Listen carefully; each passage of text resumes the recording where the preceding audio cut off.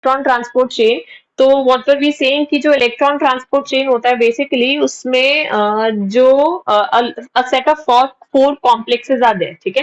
And वो four complexes मैंने आपको कल बताए थे, and all those four complexes they actually act as the electron carriers, ठीक है। मतलब इलेक्ट्रॉन कैरियर्स की तरह कैसे एक्ट करेंगे कि the electrons would be passed on from one carrier to the other, ठीक है।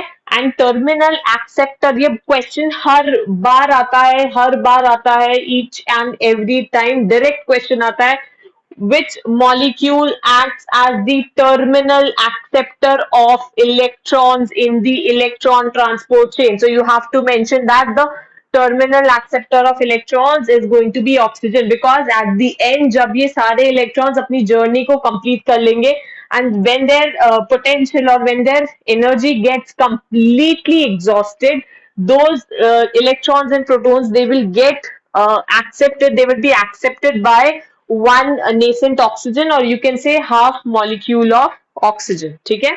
सो नाउ ये सब जो बेसिक बेसिक चीजें थे वो सब हमने कल डिस्कस कर लिया था। Now we have to actually see कि how does this basically occur, ठीक है। देखो, अब मैंने आपको कल चार कॉम्प्लेक्सेस बताए थे, I told you the four complexes and मैंने ये भी बोला था कि complex 1, 3 and 4 they actually act as the proton pumps, ठीक है। That is they are going to pump the protons from the matrix to the peri mitochondrial space, ठीक है। मतलब इस मैट्रिक्स साइड से प्रोटॉन्स को यहाँ पे पंप करेंगे, ठीक है। अब लेकिन प्रोटॉन्स को पंप करने के लिए सबसे पहले वी रिक्वायर द प्रोटॉन्स। तो ये प्रोटॉन्स कहाँ से आएंगे? देखो, अभी तक जितना भी आपके आपका ग्लाइकोलिसिस हुआ है, आपका ये क्रेब्स साइकिल हुआ है, जितना भी कुछ हुआ है उसके थ्रू आप जो इसमें आपका रिड्यूसिंग इक्विवेलेंट NADH2 प्रोड्यूस हुआ है, ये यहाँ पे देखो, ये ऐसे फोर कॉम्प्लेक्सेस, ये इसके बाद में ही ये कॉन्टिन्यूड है, ठीक है। तो सबसे पहले ये कॉम्प्लेक्स है आपका, मैंने बताया था, आप देखोगे अपने उस डायग्राम में तो हैड मेंशन FMN FES, तो ये वाला और ये वाला मिला के this forms the complex 1। Then आपका है कॉम्प्लेक्स नंबर 2 में है FAD FES, ठीक है। FAD FES एक्चुअल में क्या होता है वो इसमें मेंशन नहीं करते क्योंकि वो FADH2 के लिए होता है, ठीक है। And that is not actually, that does not help in the proton pumping, ठीक है। फिर जो कॉम्प्लेक्स 3 होता है वो आपका होता है साइटोक्रोम BCCA3, तो इसी के फॉर्म में यहाँ पे इसी के इलम माइटोकॉन्ड्रियल मेम्ब्रेन के अंदर दीज कॉम्प्लेक्सेस आर अरेंज, ठीक है। इसी मैनर में अरेंज होते हैं। अब देखो होता क्या है, सबसे पहले जब ये NADH2 जो आपका बना है अभी तक in your glycolysis and Krebs cycle, वहां से वो NADH2 आएगा। Now that NADH2 gets oxidized in presence of the dehydrogenase enzyme, so this is the oxidation of the NADH plus which is taking place. Now this NADH plus H plus gets oxidized and it forms NAD plus, ठीक है। मैंने आपको कल ये reaction भी बताया था कि जब NADH2 का ऑक्सीडेशन होगा तो what will it form? It will form NAD plus plus 2 protons plus 2 electrons, ठीक है। अब होगा क्या, ये दो प्रोटॉन्स और ये दो इलेक्ट्रॉन्स इधर इनर माइटोकॉन्ड्रियल मेम्ब्रेन में एंटर कर जाएंगे, ठीक है। अब जब ये इनर माइटोकॉन्ड्रियल मेम्ब्रेन में एंटर करेंगे तो ये इलेक्ट्रॉन्स, तो ये क्या है, इसी इनर माइटोकॉन्ड्रियल मेम्ब्रेन के अंदर ही मूव करते रहेंगे। कैसे मूव करेंगे? जैसे ये जो आपका सबसे पहले ये FMN के पास सबसे पहले इलेक्ट्रॉन्स गए, जैसे इसने दो इलेक्ट्रॉन्स को एक्सेप्ट किया, it became FNH2। When again this FMH2 again oxidise हो गया, तो मतलब क्या हो गया, द लॉस ऑफ हाइड्रोजन, ठीक है। तो हाइड्रोजन यहाँ से लॉस हो गया तो वापस इट बिकेम FMN, ठीक है। So these electrons keep on circulating, ठीक है। बट ये जो दो प्रोटॉन्स हैं, इन प्रोटॉन्स का क्या होगा, जब ये प्रोटॉन्स यहाँ से एंटर करेंगे, बेसिकली होगा क्या, यहाँ पे जो आपके दो प्रोटॉन्स और ये बेसिकली ये रिएक्शन हुआ है यहाँ पे। सो ये जो दो प्रोटॉन्स और दो इलेक्ट्रॉन्स यहाँ पे बने हैं, these two protons and two electrons they will enter into the inner mitochondrial membrane from the matrix, ठीक है। अब क्या होगा, ये दो प्रोटॉन्स तो क्या होंगे, प्रोटॉन्स का यहाँ पे यूज नहीं है, these protons will directly pass on to this perimitochondrial space, ठीक है। but these electrons they will keep on moving from one electron carrier to the other in this inner mitochondrial membrane, ठीक है। अब होगा क्या, देखो अब जब कॉन्टिन्यूसली, चलो इलेक्ट्रॉन्स का तो there is no problem because electrons they are moving from one electron carrier to the other continuously, but if you see, अगर यहाँ से continuously if this process keeps on happening, the protons are continuously being pumped towards this peri mitochondrial space, ठीक है। So again the same thing is going to happen like the chemiosmosis. Chemiosmosis में क्या हुआ था कि जो protons continuously pump होते जा रहे थे, तो जिसकी वजह से यहाँ पे क्या होगा कि ये प्रोटॉन्स का कॉन्सेंट्रेशन इंक्रीज हो जाएगा, ठीक है। मतलब प्रोटॉन मैट्रिक्स से प्रोटॉन्स बार बार कहाँ पे आ रहे हैं, पीएमएस साइड पे, ठीक है, पेरी माइटोकॉन्ड्रियल स्पेस में। तो जब प्रोटॉन्स बार यहाँ पे पंप होते जाएंगे तो इनका कॉन्सेंट्रेशन इंक्रीज हो जाएगा and the equilibrium will become unstable, ठीक है। So in order to restore the equilibrium, फिर से इक्विलिब्रियम को लेके आने के लिए क्या होगा, these protons have to be pumped back from this PMS side to the matrix side, ठीक है। और अगर आपको याद हो, जब मैंने आपको केमी ऑस्मोसिस कराया था तो मैंने केमी ऑस्मोसिस में भी सेम चीज बोला था कि when the protons they increase in concentration, तो जब थाइलाकॉइड के ल्यूमेन में आपके concentration of protons increases a lot and जब उसको वापस स्ट्रोमा साइड पे पंप करना है, तो ये जो इनकी मेम्ब्रेन होती है माइटोकॉन्ड्रिया की और जो क्लोरोप्लास्ट की मेम्ब्रेन होती है, दैट इज एक्चुअली इम्परमिएबल, ठीक है। तो अब ये प्रोटॉन्स यहाँ पे आ तो गए हैं but these protons can not move back to the matrix side, ठीक है। तो अब क्या होगा, there is only and only one way through which these protons can move back to this matrix side, ठीक है। अब वो what is that way, that is your actually your F0 F1 particles, ठीक है। अगर केमी ऑस्मोसिस ठीक से समझा हुआ है, ठीक से आता है, तो इलेक्ट्रॉन ट्रांसपोर्ट चेन समझने में there won't be any problem. तो अब हुआ क्या कि जब ये प्रोटॉन्स अब बेचारे इधर तो आ गए हैं पीएमएस साइड पे, but they can not be pumped, they have to be pumped back to matrix side, but वो खुद से वापस नहीं जा सकते। There is only one way जिसके थ्रू ये वापस जा सकते हैं and that way is this F0 F1 particle, ठीक है। अब ये F0 Fn पार्टिकल्स के थ्रू यहाँ पे देखो, ये प्रोटॉन्स यहाँ पे आ गए, ये प्रोटॉन्स वापस जाएंगे इस F0 Fn पार्टिकल के थ्रू, ठीक है। अब ये जैसे ही प्रोटॉन्स यहाँ पे ये F0 Fn जो आपको पता होगा, मैंने बताया था जो F0 Fn पार्टिकल्स होते हैं, ये क्या होता है, this is your F0 and जो होता है F1 के पास एक स्पेशल एक्टिविटी होती है, कैरेक्टरिस्टिक होती है, जिसको हम बोलते हैं एटीपी सिंथेज। एटीपी सिंथेज मतलब ये जो F1 पार्टिकल होता है उसके पास एक कैरेक्टरिस्टिक होता है कि वो एटीपी का सिंथेसिस कर सकता है, ठीक है। तो होता क्या है, जब ये प्रोटॉन्स वापस जाते हैं इस चैनल के थ्रू, तो इस चैनल के थ्रू जब वापस जाते हैं तो ये F1 क्या करता है, ये जब प्रोटॉन्स की एनर्जी को ले लेता है एंड उसकी एनर्जी को यूज करके वो एक क्या बना देता है, एक एटीपी का मॉलिक्यूल बना देता है। बात समझ में आ रही है, एटीपी का मॉलिक्यूल बना देगा। अब ये प्रोटॉन्स वापस इस वाली साइड से कहां पे आ गए, they have come back to this matrix side, ठीक है। But again the same thing is going to happen, ये प्रोटॉन्स जब वापस आ गए, these protons will again come back to this side, that is your PMS side. मतलब the same thing keeps on happening. अच्छा, अब ये तो हो गया आपका फर्स्ट कॉम्प्लेक्स जहां पे आपका NADH2 एंटर कर रहा है, ठीक है। अब जो सेकंड कॉम्प्लेक्स है दैट इज योर, अब यहाँ पे जो है, यहाँ पे आपका ऑक्सीडाइज होगा कौन, FADH2। So यहाँ पे this FADH2 is going to oxidize. So this FADH2 when it gets oxidized, it is going to form FAD positive. Again the same thing, plus 2 protons plus 2 electrons, ठीक है। Electrons का कोई problem नहीं है, electrons they will keep on moving from one end to the other. देखो electrons में क्या हो रहा है, यहाँ पे सबसे पहले FMN ने इलेक्ट्रॉन्स को एक्सेप्ट किया तो FMNH2 बना, अगेन ये ऑक्सीडाइज हुआ, FMN बना, फिर इलेक्ट्रॉन्स इधर पास ऑन हो गए, इधर इलेक्ट्रॉन्स आ गए।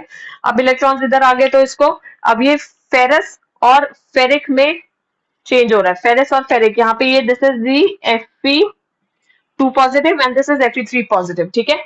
तो ये एक बार क्या हुआ, ये बन रहा है फेरस से फेरिक, फेरिक से ये फिर फेरस बन रहा है, फिर इलेक्ट्रॉन्स आगे पास ऑन हुए, इलेक्ट्रॉन्स आगे पास ऑन हुए तो अब ये आ गया यहाँ पे आपका यूबिक्विनोन। सो यूबिक्विनोन से यहाँ पे पहले ये UQH2 के फॉर्म में इसने जब एक्सेप्ट किए इलेक्ट्रॉन्स को तो ये UQH2 बन गया, फिर से जब इसका ऑक्सीडेशन हुआ तब ये UQ बन गया, then again the electrons kept on passing, जब इलेक्ट्रॉन्स पास ऑन होके कहाँ पे आ गए वापस इस ये आ गया आपका साइटोक्रोम बी, ये वाला जो है आपका this is your cytochrome B, ठीक है। अब जब यहाँ पे इलेक्ट्रॉन्स आ गए तो अगेन यहाँ पे भी किस स्टेट में प्रेजेंट है, फेरस स्टेट में और फेरिक स्टेट में। मतलब basically this thing is the electrons they keep on moving, ठीक है। तो अब यहाँ पे Fe2+ ने फेरस ने एक्सेप्ट किया तो Fe3+ बन गया फेरिक, फेरिक ने वापस इलेक्ट्रॉन्स लूज किए तो ये बन गया इधर, फिर ये अगेन इधर आ जाएगा, then the electrons they actually keep on moving. फिर से ये UQH2, फिर then cytochrome C1, then cytochrome C, cytochrome A and then cytochrome A3. ठीक है, तो इलेक्ट्रॉन्स तो यहाँ तक आते रहेंगे, but at the same time ये जो प्रोटॉन्स का पंपिंग बैक है from the peri mitochondrial space into the matrix, that will also simultaneously keep on happening. ठीक है, तो एक बार तो पंप यहाँ से कर दिया प्रोटॉन्स को वापस इनटू द मैट्रिक्स है, और जब यहाँ पे इसको पंप किया तो कितना बना दिया आपके एक एटीपी बनाया. ठीक है, अभी इस FADH2 को मत काउंट करना. ठीक है, अभी do not count this FADH2, अभी we are talking only about this NADH2. ठीक है, तो इस NADH2 ने अब यहाँ पे एक एटीपी बना दिया. वापस ये प्रोटॉन्स जब इधर एंटर करे, तो जब इधर से एंटर करे वापस इनको पंप किया into the matrix side, towards the matrix side, तो यहाँ पे फिर से इस NADH2 ने इस ADP प्लस PI से बना के इसको ATP बना दिया, तो एक और ATP बना दिया. देन अगेन ये यहाँ पे एक और चैनल प्रेजेंट होता है, दिस F0FN पार्टिकल. तो जब यहाँ पे से प्रोटॉन्स को इधर पंप किया, तो यहाँ पे this also again create synthesize one molecule of ATP. इसीलिए it is said that this NADH2 has a potential of generating 3 molecules of ATP. ठीक है, हमें इसीलिए ऐसा बोलते हैं कि जो NADH2 होता है, एक NADH2 का molecule it gives 3 molecules of ATP. So this is why it gives 3 molecules of ATP, because ये 3 times basically protons को pump करता है वापस again from the PMS side to the matrix side. ठीक है, and while it is pumping the protons back from the PMS side to the matrix side, the F1 particle using its ATP synthase, it synthesizes the ATP. ठीक है, now the question arises, जब NADH2 एक NADH2 it can form 3 ATP molecules, why is this FADH2 actually forming only 2 ATP molecules? उसके पीछे का reason ये है कि जो FADH2 मॉलिक्यूल है वो आपका ये फर्स्ट स्टेप, ये वाला जो फर्स्ट स्टेप है इसको सरपास कर जाता है. ठीक है, FADH2 मॉलिक्यूल का जो पोटेंशियल है वो सिर्फ कहाँ पे मैच करता है, वो यहाँ पे मैच करता है. The potential of FADH2 molecule it only and only matches here, therefore it can enter the electron transport chain only at this position. बात समझ में आ रही है? तो जब FADH2 यहाँ पे एंटर करेगा तो एक उसने ATP यहाँ पे बनाया and एक ATP यहाँ पे बनाया. इसीलिए it is said that one molecule of FADH2 only produces 2 ATP molecules, whereas one molecule of NADH2 it actually produces 3 ATP molecules. ठीक है, अब क्या हो गया, यहाँ पे प्रोटॉन्स आ थे, वापस प्रोटॉन्स को यहाँ पे पंप कर दिया, ये ATP यहाँ पे बना दिया. अब क्या हुआ, ये सेम चीज इलेक्ट्रॉन्स यहाँ पे पास ऑन होते जा रहे हैं. The electrons are passing on again from one carrier to the carrier. अब लास्ट में आ जाता है इलेक्ट्रॉन्स और प्रोटॉन्स दोनों कहाँ पे आ जाते हैं, cytochrome A3. And this cytochrome A3 it is also known as the cytochrome oxidase. And जो टर्मिनल रिएक्शन होती है आपका, जिसको हम बोलते हैं जब जब ये वाटर बनेगा, this is known as the terminal reaction. And this terminal reaction it occurs in the cytochrome oxidase, or you can also say it occurs in cytochrome A3. ठीक है, तो अब जब वो यहाँ पे एंटर करेंगे तो क्या होगा कि मतलब बेसिकली यहाँ पे क्या हो गया कि जब ये इलेक्ट्रॉन्स ने अपना जर्नी यहाँ से स्टार्ट किया था, करते करते करते जब वो यहाँ तक पहुंचते हैं, उनका जो पोटेंशियल होता है वो कंप्लीटली एग्जॉस्ट हो जाता है. ठीक है, वो कंप्लीटली एग्जॉस्ट हो जाता है एंड प्रोटॉन्स भी कंप्लीटली एग्जॉस्ट हो जाते हैं. ठीक है, सो एट द एंड क्या होता है, लास्ट में जब इलेक्ट्रॉन्स एंड प्रोटॉन्स दोनों का potential it gets completely exhausted, तो साइटोक्रोम A3 क्या करेगा, this cytochrome, so this cytochrome A3 it transfers the electrons to the M side.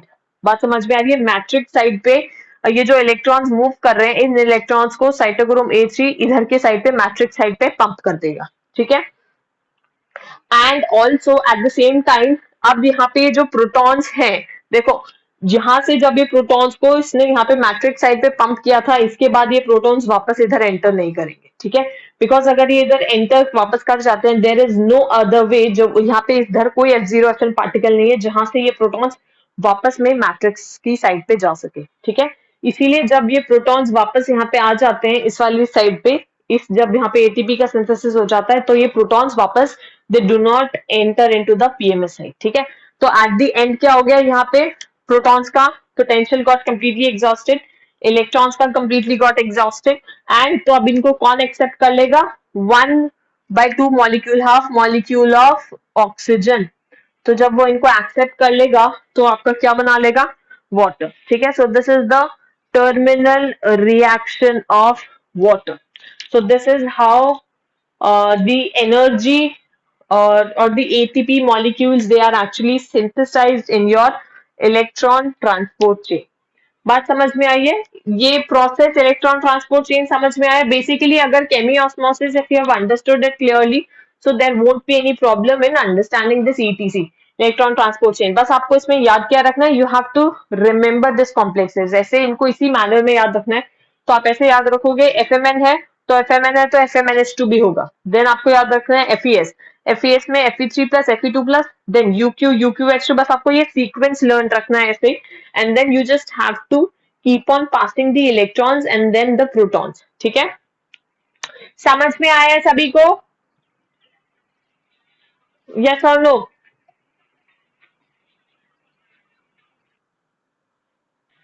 Any doubt anyone?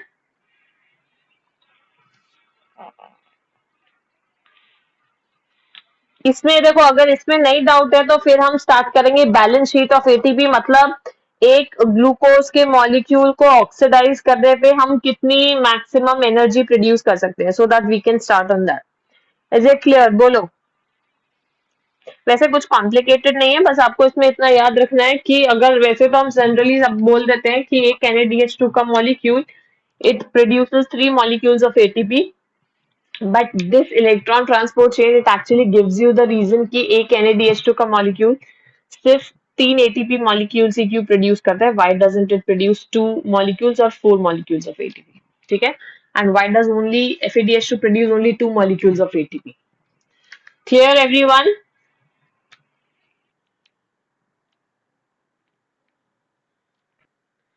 क्योंकि FADH2 यहाँ पे एंटर नहीं कर सकता है.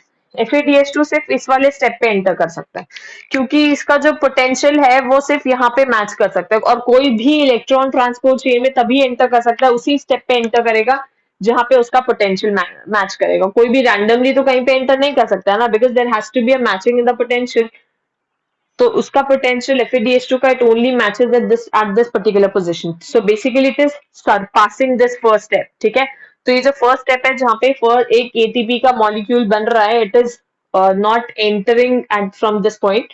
सो जब वो यहाँ से एंटर कर रहा है तो यहाँ पे only there is one and there is two, only 2 molecules of ATP can be synthesised. इसीलिए one FADH2 molecule only produces 2 ATP, and जो NADH2 है वो एकदम बिगिनिंग से एंटर कर सकता है. इसीलिए one NADH2 can produce 3 ATP molecules. Clear? Okay, then take a quick screenshot and we will start with the balance sheet of ATP.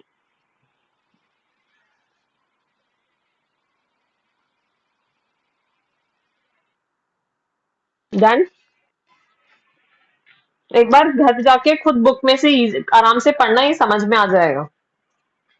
कुछ ज्यादा कॉम्प्लिकेटेड नहीं है.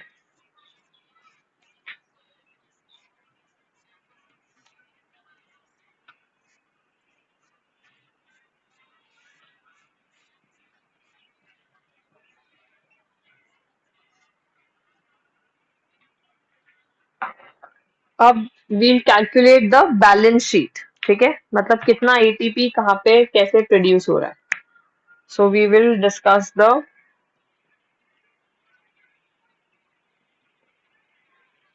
Balance sheet of ATP. अच्छा, अब सबसे पहले स्टार्ट करते हैं फ्रॉम ग्लाइकोलाइसिस. ग्लाइकोलाइसिस में क्या क्या प्रोड्यूस हुआ था, कितना ATP एंड कितना NADH2 प्रोड्यूस हुआ था, चलो ये बताओ. So this is ATP and this is NADH2. So how many ATP molecules were produced in glycolysis?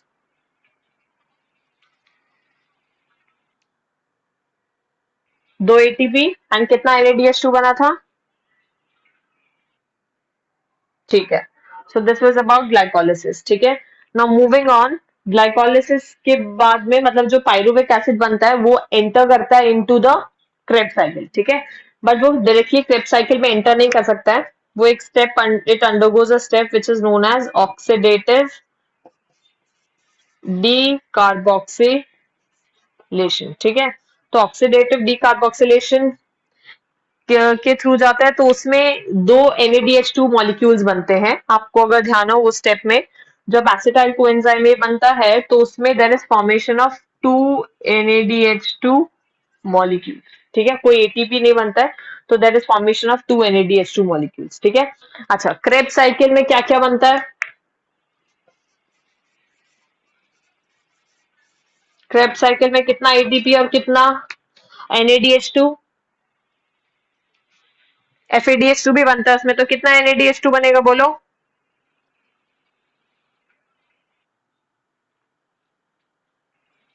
6 ATP। किसमें? क्रेब्स साइकिल में तो एक ही स्टेप पे तो एटीपी बनता है, डायरेक्ट एटीपी तो सिर्फ एक ही स्टेप पे बनता है। आई एम आस्किंग कितना NADH2 और कितना FADH2 बनेगा क्रेब्स साइकिल में?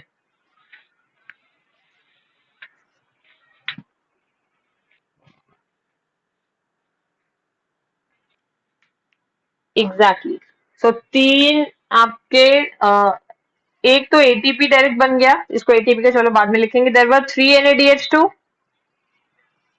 ठीक है, और यहाँ पे चलो आई राइट डाउन 2 FADH2, ठीक है। ये तो कितना बार बना है, मतलब एक साइकिल का, तो अगर ये दो पायरुवेक एसिड मॉलिक्यूल्स के लिए क्या हो जाएगा, I have to multiply it with 2, ठीक है। और एटीपी को मैं डायरेक्ट यहाँ पे लिख देती हूँ 2 ATP, ठीक है। एक एटीपी बना था बट फॉर 2 टाइम्स 2 पायरुवेक एसिड, वो डायरेक्ट कितना हो जाएगा, 2 ATP, ठीक है। अब इनका जरा टोटल कितना कैलकुलेट होगा। अब ये 2 NADH2 कितना एटीपी दे देगा, बोलो ये टोटल कितना एटीपी देगा? ये 2 3 6, इसका 6 ATP, इसका भी कितना 6 ATP। अब ये कितना एटीपी देगा मुझे बताओ? ये 6 3 18 ATP, और ये वाला 4, हाँ 4। अब मुझे इन सब का टोटल करके बताओ, टोटल